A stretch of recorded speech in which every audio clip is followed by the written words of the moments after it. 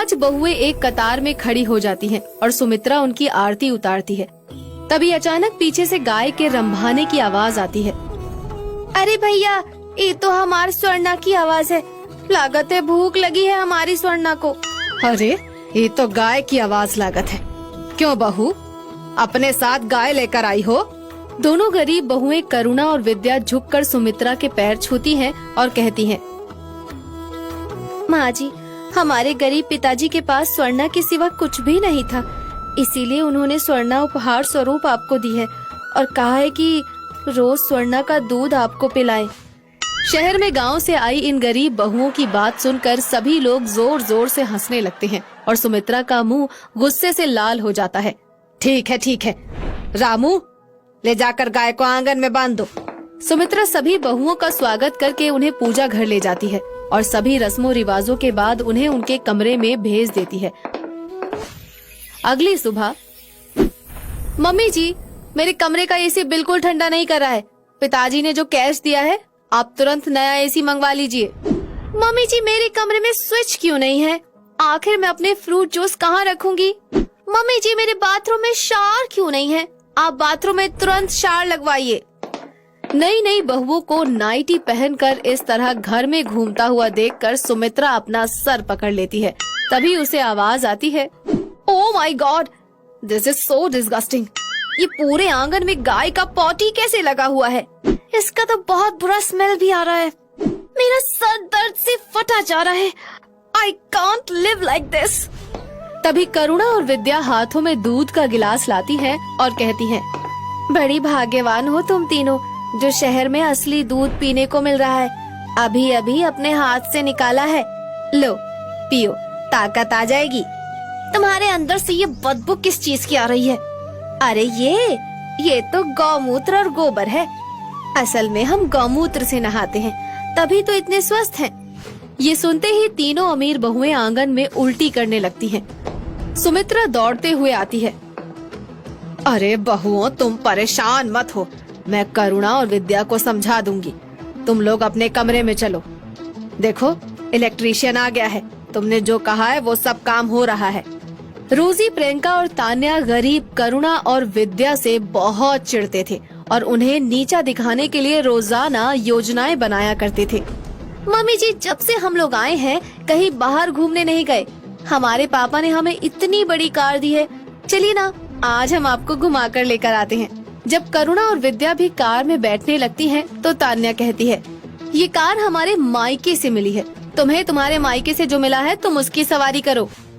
विद्या और करुणा को ये बात बहुत बुरी लगती है और वो स्वर्णा को लेकर बाजार निकल पड़ती हैं और उस पर सवारी करती हैं। जो उन्हें देखता है हंसता है, पर वो किसी की परवाह नहीं करती। धीरे धीरे तीज आ जाती है। सासू माँ जी, तीज पर मेरे पापा ने आपके लिए ये नाइटी भेजी है।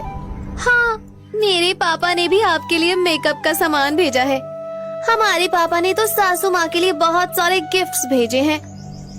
करुणा और विद्या, तुम्हारे यहाँ से तीज पर माँ के लिए क्या आया है?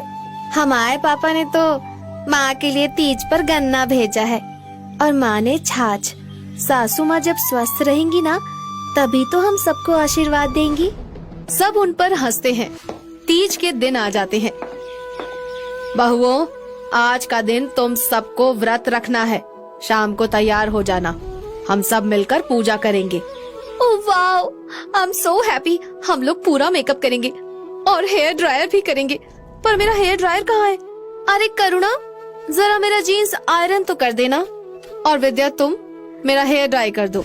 पूरे दिन अमीर बहुएं गरीब बहुओं से काम करवाती रहती हैं और शाम को कहती हैं, ओह माय गॉड, मेरा सिर दर्द के मारे फटा जा रहा है। मुझे कॉफी चाहिए। मैं फास्ट नहीं रख सकती, मुझे फ्रूट्स खाने हैं। हे प्रभु, इन बहुओं ने तो पूजा की एक भी तैयारी नहीं करी है। मेरे अंदर तो इतनी ताकत भी नहीं है। लोग क्या कहेंगे? 5-5 बहुएं होते हुए भी मेरे घर पर कोई तैयारी नहीं हुई है। सुमित्रा घर आकर हैरान हो जाती है, क्योंकि करुणा और विद्या ने कच्चे आंगन को अच्छी तरह से गोबर से लीपकर साफ सुथरा बना दिया था। बीच में तुलसी लगाकर दिया भी जलाया था। बड़ी बहुओं, आंगन में आकर पूजा कर लो। करुणा और विद्या ने सब तैयारी कर दी है। तीनों जीन्स पहन कर आती हैं। सुमित्रा को बहुत गुस्सा आता है। Oh my God, this is so disgusting. ये पूरे आंगन में गाय का पॉटी कैसे लगा हुआ है? इसका तो बहुत बुरा स्मेल आ रहा है। मेरा तो सर दर्द से फट रहा है। ओहो। तभी करुणा और विद्या साड़ी पहनकर वहाँ आती हैं और सास के साथ बैठकर पूजा करने लगती हैं। अरे बहुओं, सिर्फ अमीर होने से कुछ नहीं होता। आज अगर करुणा और विद्या नहीं होती तो ये तीज की पूजा भी नहीं कर पाती। चलो बैठो और पूजा करो। सुमित्रा खुश होकर अपने सोने के कंगन विद्या और करुणा के हाथों में डाल देती है। ये देखकर बाकी बहुएं भी बैठ जाती हैं। अब मन ही मन अमीर बहुएं करुणा और विद्या से बदला लेने की सोचती हैं। मम्मी जी, आप करुणा और विद्या की इतनी तारीफ करती हैं। आज से करुणा और विद्या का काम हम करेंगे और हमारा काम करुणा और विद्या करेंगे।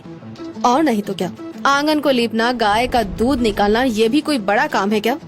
हम भी तो देखें करुणा और विद्या हमारी तरह तैयार हो पाती है या नहीं। करुणा और विद्या उनकी बात मान लेती है। दूसरी तरफ तीनों अमीर बहुएं करुणा और विद्या का काम बांटने लगती हैं। मैं तो गाय का दूध निकाल लूंगी। मैं कंडे बनाऊंगी। अरे गोबर लीपना कौन सा मुश्किल काम है, ये मैं करूंगी। करुणा और विद्या अमीर बहुओं के कपड़े पहनकर सुंदर तरीके से तैयार हो जाती हैं। लेकिन दूसरी तरफ ओह माय गॉड, ये काऊ तो मुझे मार रही है। ओह, मैं दूध नहीं निकाल सकती इसका। मैं पॉटी टच नहीं कर सकती। ओह गॉड, मेरे को कंपटीशन नहीं करना। विद्या और करुणा का काम सिर्फ यही दोनों कर सकते हैं। तो फिर आज से वादा करो, उन दोनों को कभी अपने से कम नहीं समझोगी और उनके साथ बहनों की तरह रहोगी। समझी तीनों? तीनों बहनें एक साथ चिल्लाती हैं। हम वादा करते हैं, हमें माफ कर दो।